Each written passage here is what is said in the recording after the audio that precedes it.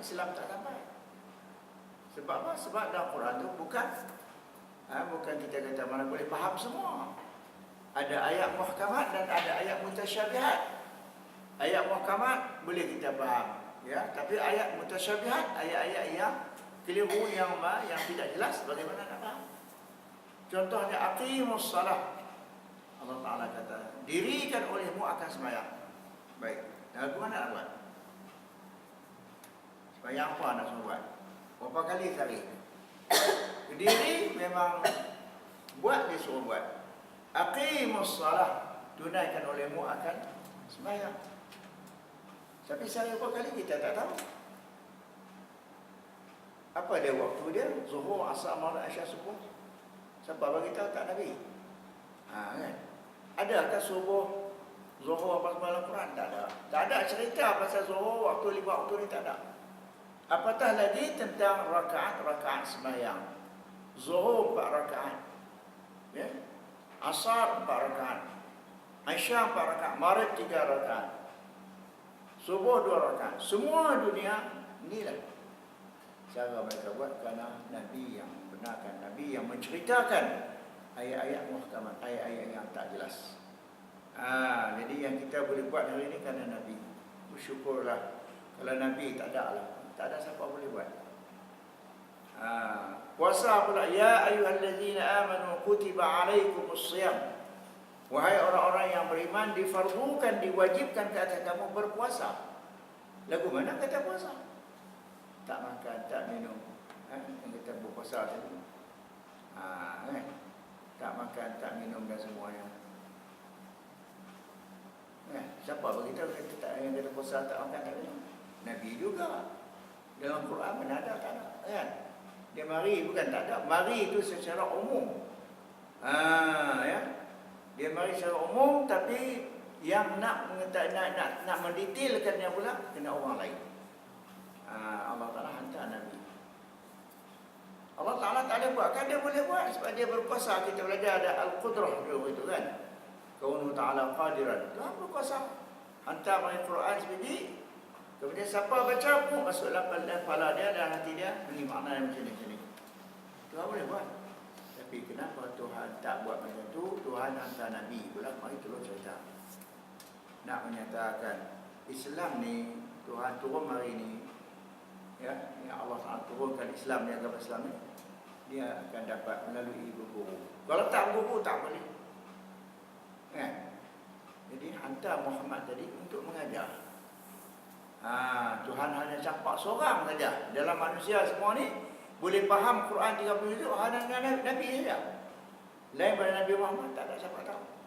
Dialah yang menghuraikan sembahyang macam mana ni waktunya, lagu ni pula puasa macam mana, zakat macam mana, haji macam mana, umrah macam mana, berjuang macam mana, semua tu.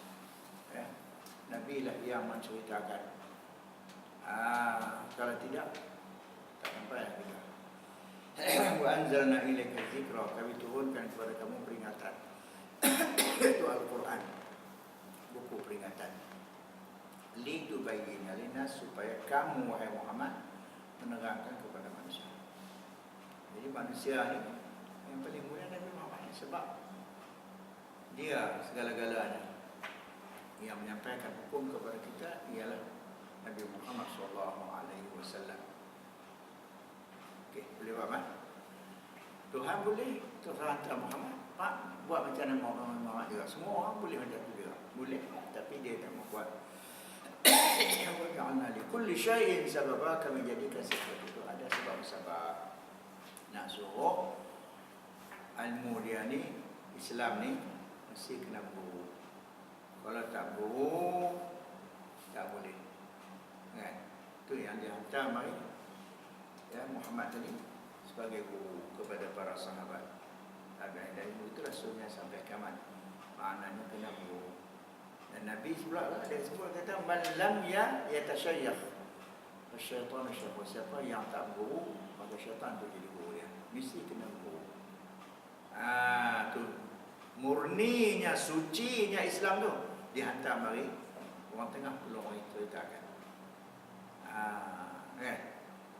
Jadi itulah, ya, kelebihan Nabi-Nabi ini. Kalau tanya apa hikmah dibangkitkan Nabi setiap umat, hikmah dia itu salah satu daripadanya menerangkan hukum Allah daripada kitab masing-masing Tuhan. Mari kita Taurat, kita Zabur ikut kepada Nabi masing-masing zaman tu. Zaman kita ni Al-Quran Al-Karim. Silakan. Kalau Tuhan apa boleh, tapi itu ada hikmah dia buat macam ini. Hikmahnya nak suruh kita ni ambil, jangan pakai direct begitu saja. Man lam yatashayyakh fa syaitan syaiquhu, siapa yang tahu syaitan itulah gurunya. Man laysa lahu mursyidun fa syaitan mursyiduhu, siapa yang tak ada mursyid, betul dia gunakan mursyid, guru tu mursyid. Mana mursyid kita? Tu orang tersebut kan. Syaitan mursyiduhu, syaitan jadi mursyid dia. Maknanya faham sendiri ini, walaupun kadang-kadang tu ada juga berbetulan saja, betul kan, tapi banyak yang salah. Sebab tu Allah nak jaga akan hukum dia, nak jaga ilmu dia ni, nak jaga dia punya undang-undang dia ni, dia hantar orang untuk menerangkan. Okey, dia faham? Itu kelebihan. Ya. Jadi semua umat kita semua ada Nabi. Tak ada umat yang tak ada Nabi, tak ada. Yang tak ada Nabi itu satu saja, antara Nabi Isa naik ke langit dengan datang Nabi Muhammad SAW tu. Lebih kurang 400-500 tahun tu, itu yang hidup tak ada Nabi. Itu yang kita Allah tak azab puan ni. Sebab apa? Puan ini dia tak tahu apa, tak ada pembimbing. Kan? Wa ma kunna mu'azzibin hatta nab'atha rasulan minhum yatlu 'alaihim ayatina wa yuzakkihim wa yu'allimuhumul kitaba wal hikmah wa in kanu min qablu lafi dhalalin mubin. Kalau aku sesat nyata pun macam mana pun, aku tak azab. Jelas.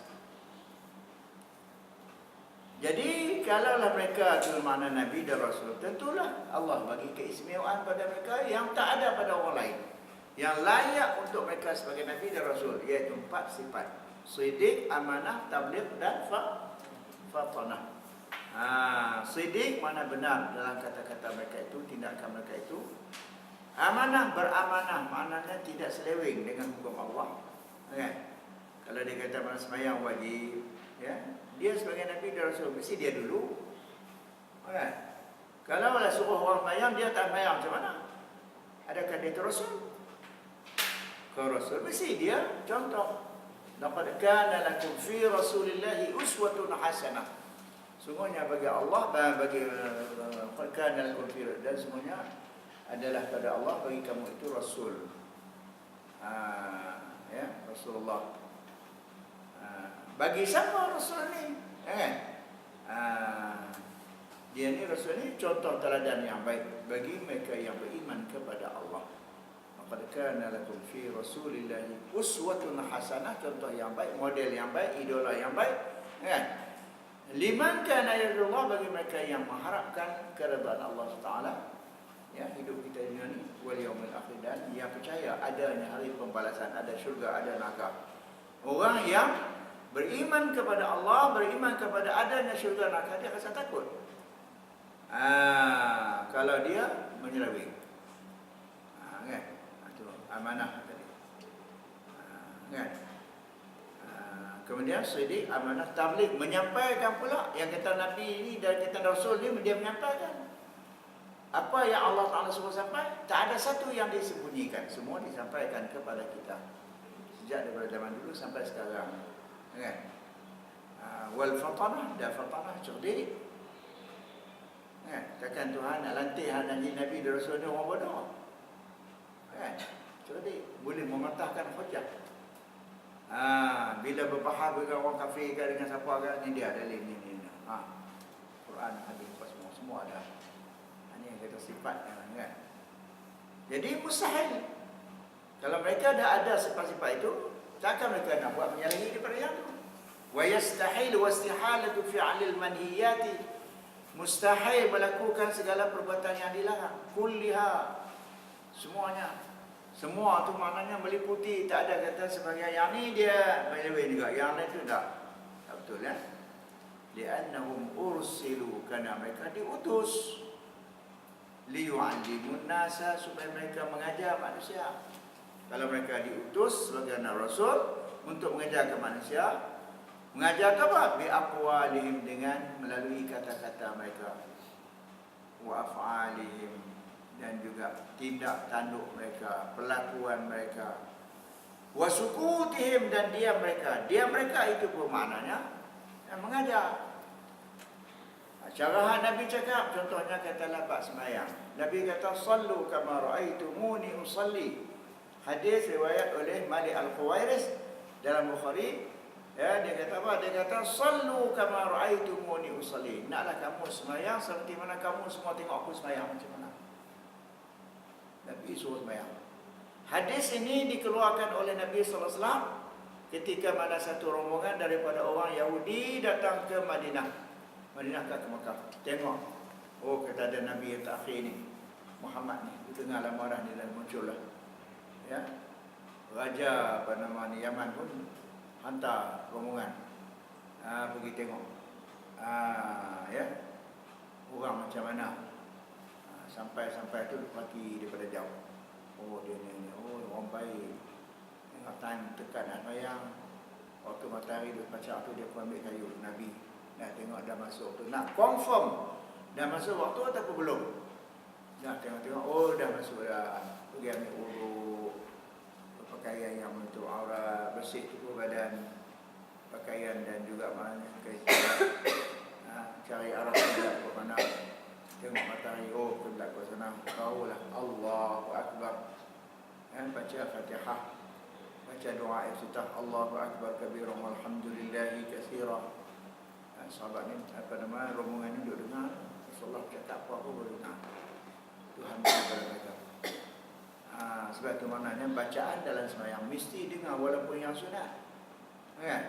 Cuma yang sunat tu sunat diperdengarkan, tapi kalau hak wajib kena dengar. Takbir, apa dia, rukun qauli, takbiratul ihram, Allahu Akbar, baca Fatihah, baca tahiyat akhir, baca tasyahud dalam tahiyat akhir, asyhadu an la ilaha illallah wa asyhadu anna Rasulullah, baca selawat dalam tahiyat akhir, dan bagi salam.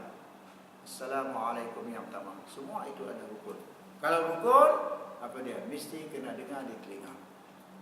Takbir surah lafaz takbir 48 huruf. Alif lam lam ha, alif kaf ba ra. Allahu Akbar. Satu huruf pun jangan tersembunyi. Mesti telinga yang membaca ni mesti kena dengar. Kalau tak dengar tidak sah. Itu bahawa takbir tu banyak orang sembahyang takbir pun tak bunyi. Bunyi setengah-setengah tak bunyi. Tak bunyi langsung pun banyak. Kan? Tapi akhir-akhir zaman ni orang banyak mengaji. Ikut kuliah sana, kuliah sini, macam-macam. Dah bunyi dah. Kalau dulu kalau sembahyang tak bunyi apa. Saat ni rokok. Tidak. Perbuatan je nak. Baca tak dengar. Tapi hari ini semua dengar. Orang dah malas cerdik, dah mengaji. Kan? Baca Fatihah, Bismillahirrahmanirrahim. Ya, baca dengan elok. Ya, Fatihah dibaca dengan baik. Ada beberapa syarat. Usah Fatihah, bacanya mesti dengar kepada telinga sendiri. Itu huruf Fatihah. Macam Allahu Akbar. Kan? Kemudian jaga makhraj, jaga tasydid dalam surah Fatihah. Jaga baca mesti dalam keadaan qiyam, dalam keadaan berdiri. Tidak sah orang yang sembahyang duduk dalam keadaan dia mampu berdiri. Ya, dia pergi takbir Allahu Akbar dalam keadaan duduk. Hari ini banyak orang letak kursi-kursi dekat masjid, sesuatu baguslah nak tolong. Tapi yang boleh sihat dia pun tumpang ambil semua kursi duduk atau kursi duduk sembahyang kursi. Jawabnya tidak sah. Itu orang tak ngaji kan. 9 syarat dan lain lagi. Baca tahiyat kena bagi jelas, at-tahiyatul mubarakatus salawatul thayyibatul lillah. Ya, sampailah habis ya. Jadi maknanya kena dengar. Kalau tak dengar tak sah sembahyang. Takbir tak dengar tak sah. Sebab tu pentingnya menuntut ilmu. Ya. Talabul ilmi fariidatun ala kulli muslimin. Setiap orang Islam wajib kena belajar. Kalau tak belajar ilmu, maka jahil. Buat dalam keadaan jahil. Nabi kata 2 rakaat orang yang alim, orang yang belajar, dia tahu hak ni nak pisah macam mana buat betul begini. dengan 2 rakaat itu, pahala dia tu ya 70 rakaat. Sebab itu orang jahil dia sembahyang, kan? Bukan Tuhan terima. Dua rakaat itu menyamai dengan 70 rakaat orang jahil. Orang jahil itu dah penat sangat buat rajin buatlah. Buat ada rajin buat tu orang jahil bukan orang alim buat rajin lagi baguslah. Kan? Dia buat tu lah. Hak fardu dia buat elok, hak sunat pun dia buat elok. Apa dia minta maaf pada kita? Semua dah betul kan? Orang jahil ni sebab dia rasa itu tak sah buat lagi. Rasanya dia betul dah buat lagi. 70 rakaat letih ya. Tuhan terimalah. Ya. Mudah-mudahan. Itu yang kata 70 rakaat orang jahil sembahyang bahawa sama 2 rakaat orang alim sembahyang. Begitulah dalam bidang-bidang yang lain. Bukan setabat sembahyang, dalam bidang apa pun macam itulah juga. Kan? Itu syarat dan kena baca ni kan. Ini saya dah menulis yang ni, tapi saya menulis ni berhubung dengan niat sembahyang. Ya, ni. Berhubung dengan niat sembahyang. Masa duduk di Masjid Negara dulu, mengajar. Tanya ada orang, kamu niat macam mana? Dia kata, dalam masa Allahu Akbar tu, saya baca sajaku saya niatlah guna saya kata. Dia kata sajaku tu rakaat. Dia baca hati. Saya kata yang tu bukan niat. Tuhan kita terjemah hak Arab tu usalli fardhu zuhri itu bahasa Arab kan. Kan kita nak sembahyang tu usalli fardhu zuhri 4 rakaatin ada lillahi taala. Allah ya Allah tu aku sembahyang fardhu zuhri 4 rakaat. Itu terjemahan dia. Bukan niat. Kalau tak kata usalli, boleh baca Arab tu, bahasa Melayu tu, saja aku sembahyang zuhur 4 rakaat kerana Allah. Allahu Akbar. Dalam Allah apa dia pula? Takkan nak ulang tu juga. Mestilah bukan yang tu. Niat ini tidak dibaca, hanya tahu. Dalam Allahu Akbar kita sebut tu kita tahu dah. Takkan sebut tak tahu apa kan? Salli fardhu zuhri. Ya? Makna dia aku sembahyang fardhu zuhur 4 rakaat 4 rakaat kerana Allah. Itu maknanya. Sebut Melayu boleh saja aku sembahyang 4 rakaat Allah. Bila sebut aku sembahyang, nampaklah benda yang kita sebut. Kita sebut loceng, nampak loceng. Sebut kucing, nampak kucing. Sebut tambah, nampak upah tambah. Sebut sembahyang, takkan tak tahu, takkan tak kena sembahyang. Takkan tak nampak rokok, sujud, nampak semua. Kalau baca hati, aku sembahyang tu namanya hadisun nafsi, percakapan dalam diri. Yang tu bukan niat. Niat tak perlu bercakap, tahu dia. Ya. Cuma bila kita kata usalli fardhu zuhri itu nampak dalam hati kita sembahyang tu rukuk sujud, bawa masuk dalam Allahu Akbar. Hak tadi hak nampak tu bayangkan. Ni masuk dalam Allahu Akbar. Dalam masa kita masuk dalam Allahu Akbar tu nampak rupa sembahyang rukuk sujud. Ingat aku nak buat yang tu, bukan tengok saja, bukan nampak saja. Kena ada qasad. Itu yang kita qasad. Qasad tu makna ada dalam hati tu ingat nak buat. Nampak rukuk ke sujud ke tak kisah. Kan? Fardu zuhur, fardu tu tahulah dalam hati kita, tahulah fardu tu makna wajib tak buat berdosa. Zuhur tahulah waktu macam mana kita zuhur. Takkan kita main zuhur kita tak tahu waktu dia. Maka itu orang qasad tarak ta'in. Kan? Baru dikatakan niat. Tapi duk aku mayang fardu mana dia qasad tarak ta'in, duk di mana? Itu masalah. Berapa ramai? Kebetulan tu saya bercakap dalam TV. Nama program Turas Ulama tu. Kan? Lepas tu ramailah kawan-kawan. Daripada Jaki pun ada, dia kata usaha ni. Ni ramai.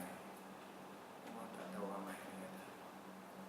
Banyak orang tu baca ya. Kena tolong mereka. Tolong.